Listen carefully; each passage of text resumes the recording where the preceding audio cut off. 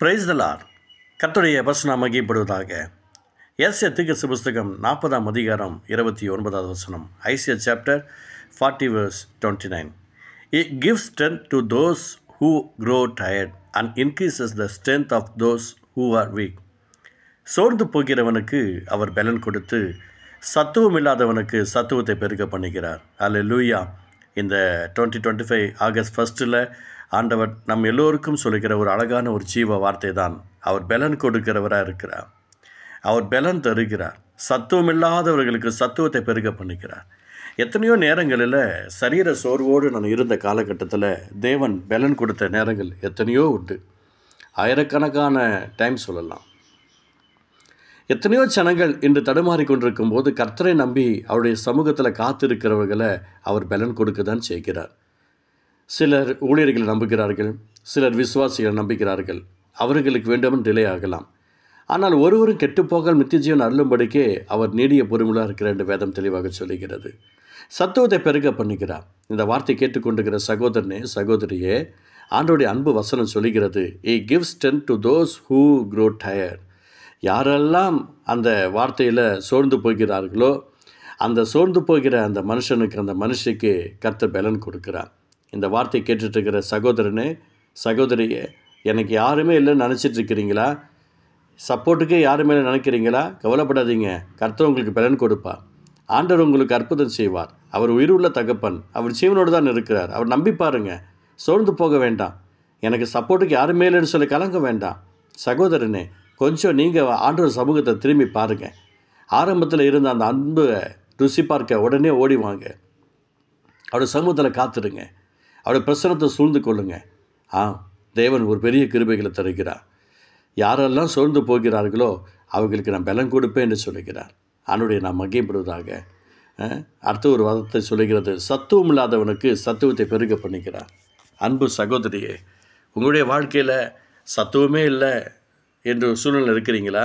கர்த்தர் சொல்கிறாரு, நான் சத்துவத்தை பெருக பண்ணுவேன், நான் உங்களுக்கு அற்புதத்தை செய்வேன், அதிசயத்தை செய்வேன் என்று சொல்லி கர்த்தர் வாக்கு பண்ணுகிறார். எதற்காக சொல்லுகிறார்? நம்மை அவர் பலப்படுத்துகிற தகப்பன், அற்புதம் செய்கிற தகப்பன், அதிசயம் செய்கிற தகப்பன், ஆசீர்வதிக்கிற தகப்பன். அவர் ஒரு பெரிய காரியங்களை செய்வார். இந்த நாளில் கூட அவர் பலன் கொடுக்கிறவரும் அவர்தான், சத்துவத்தை பெருக பண்ணுகிறவரும் அவர்தான். உங்களுடைய பணத்தினால சோர்ந்து போயிருக்கிறீங்களா?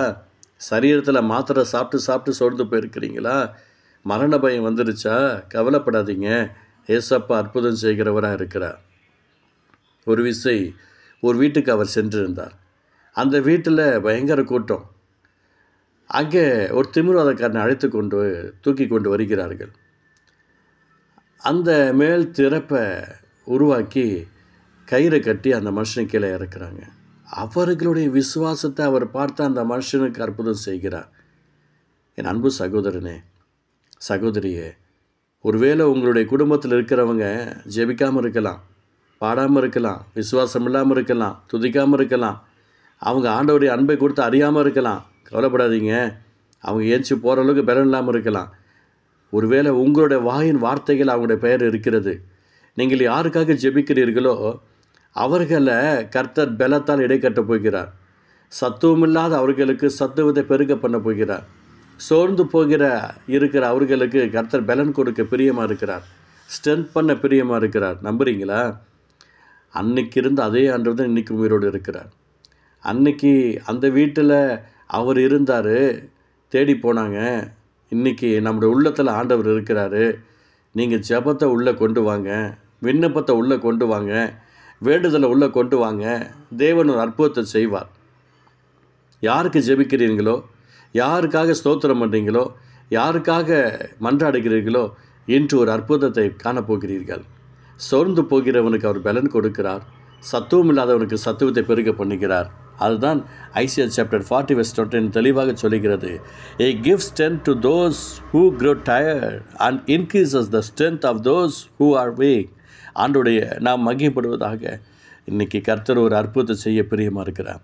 அன்பு தகப்பனே, இந்த வார்த்தை கேட்டுக்கொண்டிருக்கிற ஒவ்வொருத்தருக்கும், படிக்கிற பிள்ளைகளுக்கு பலன் தாரும், வேலை செய்வர்களுக்கு பலன் தாரும், சரீரத்தில் சோர்ந்து போகிறவர்களுக்கு பலன் தாரும்.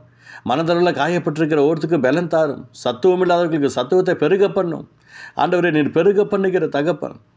பணம் இல்லை, என்ன பண்ணுறது தெரியலன்னு தடுமாற்றுக்கிறவங்களுக்கு பணத்தை பெருக பண்ணுவீராக. குணம் இல்லை, நான் தனிமையாக இருக்கிறேன்னு சொல்லுகிறதுக்கு குணத்தை பெருக பண்ணுவீராக. எல்லா ஜனங்கள்ட்ட தயவும் இறக்கம் கிடைத்து கர்த்தர் பலத்தையும் கொடுத்து சத்துவம் இல்லாதவர்களுக்கு சத்துவம் பெருக பண்ணுவீராக. இயேசுவின் நாமத்தில் ஜெபிக்கிறோம். ஆமேன், ஆமேன்.